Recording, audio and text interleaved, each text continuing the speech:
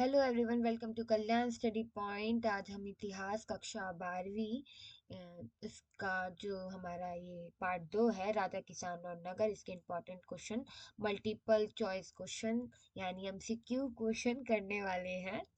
और अगर आपने मेरी पहली वाली वीडियो नहीं देखी है चैप्टर 1 की, तो वो ज़रूर देखना। मैं उसका लिंक इसके डिस्क्रिप्शन में प्रोवाइड करवा दूंगी।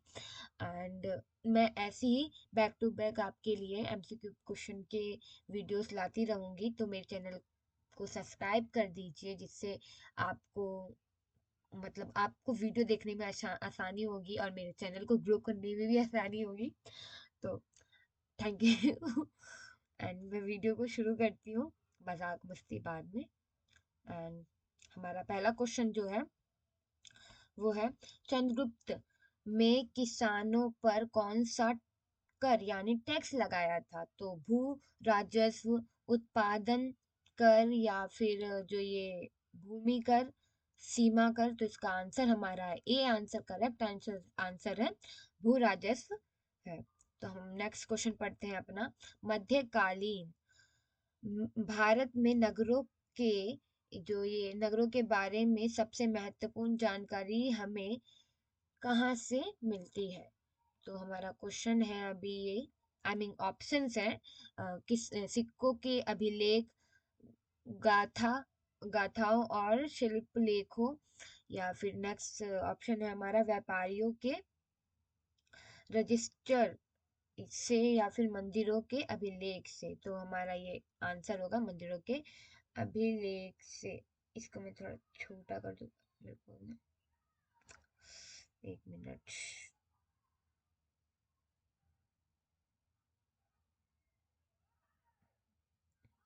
चलो मैं अब नेक्स्ट क्वेश्चन करते हैं अपना।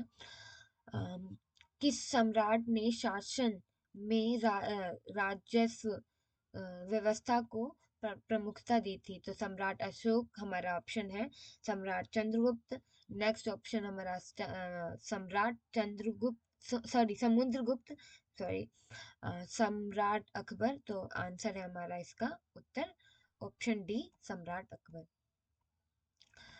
किस राजा ने भारतीय उपमहाद्वीप के कृषि सुधार के लिए प्रसिद्ध नीतियां लागू की थी? सम्राट अशोक, सम्राट चंद्रगुप्त, सम्राट शेरशाह, या सम्राट अकबर।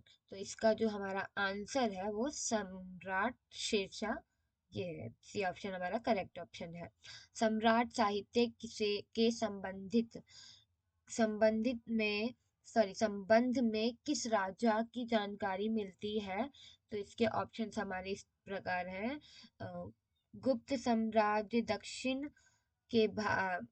भारत के पांड्य चौलचेल राज्य, एंड नेक्स्ट ऑप्शन है हमारा मौर्य साम्राज्य, दिल्ली सल्तनत।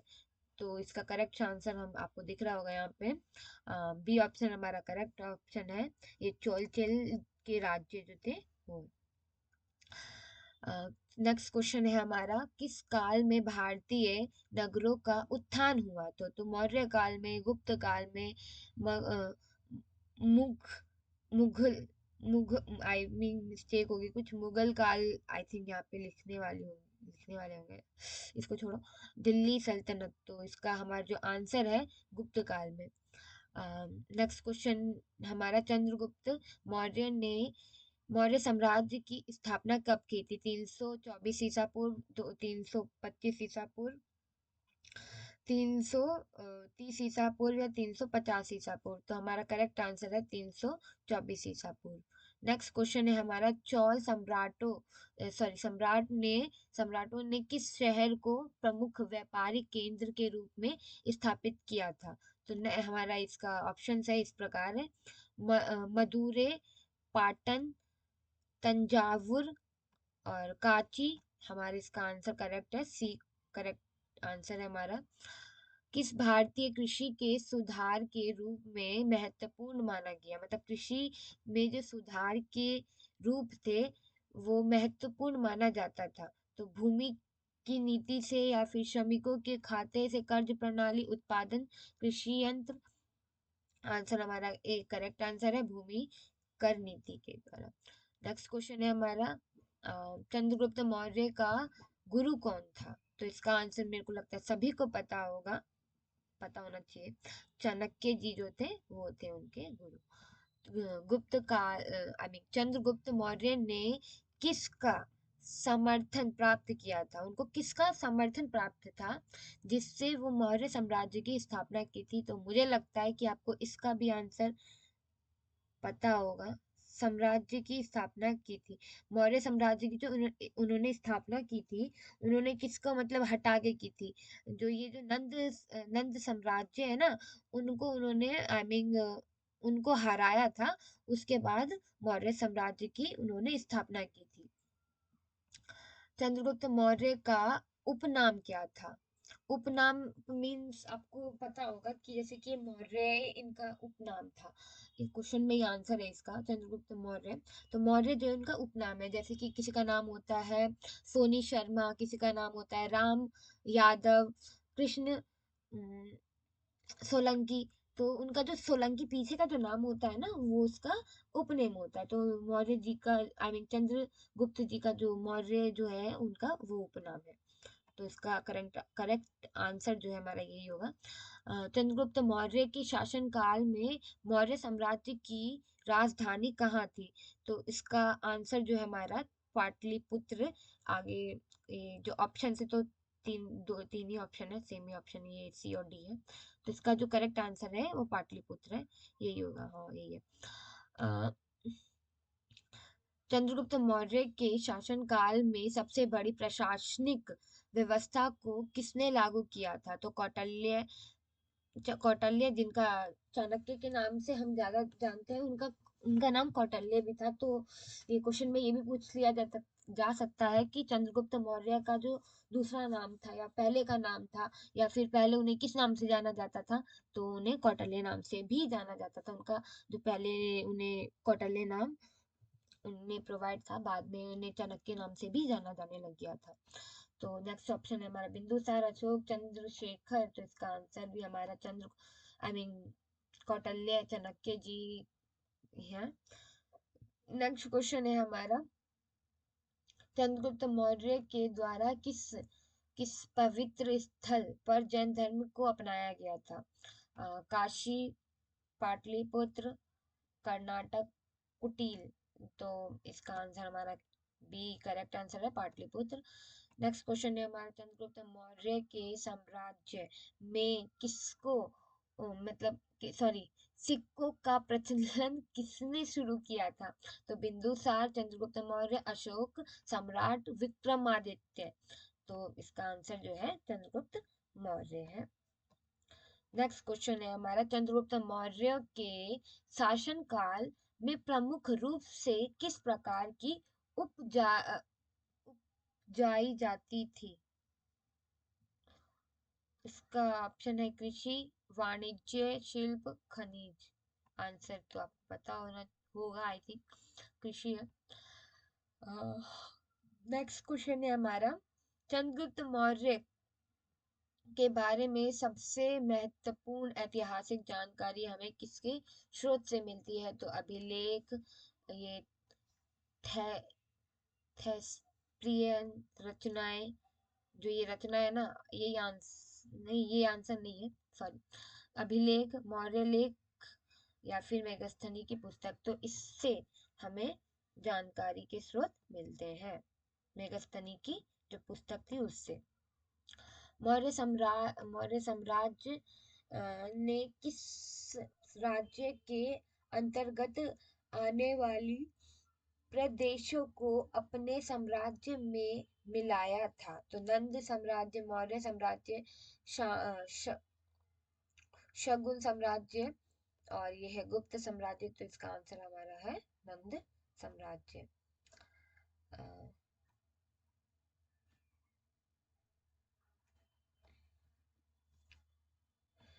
हमारा नेक्स्ट क्वेश्चन है 19 चंद्रगुप्त मौर्य के शासनकाल में भारतीय साम्राज्य में कौन सी व्यवस्था लागू थी? जाति व्यवस्था, या फिर समानता की, सामूहिक शासन, शाही शाही शासन, तो इसका आंसर है हमारा जाति व्यवस्था लागू थी। चंद्रगुप्त मौर्य, 20वां क्वेश्चन है हमारा, चंद्रगुप्त मौर्य किस प्रकार की सेना का गठन किया था? तो स्थायी सेना, इसका आंसर ये स्थायी सेना ही है, मैं आपको पहले ही बता दूं। शासित सुरक्षा बल, अस्थायी सेना, व्यापारिक सेना, तो ये आंसर हमारा करेक्ट है। चंद्रगुप्त मौर्य के बाद मौर्य साम्राज्य का सम्राट कौन था? तो इसका आंसर ये बिंदुसार जी जो थे वो था।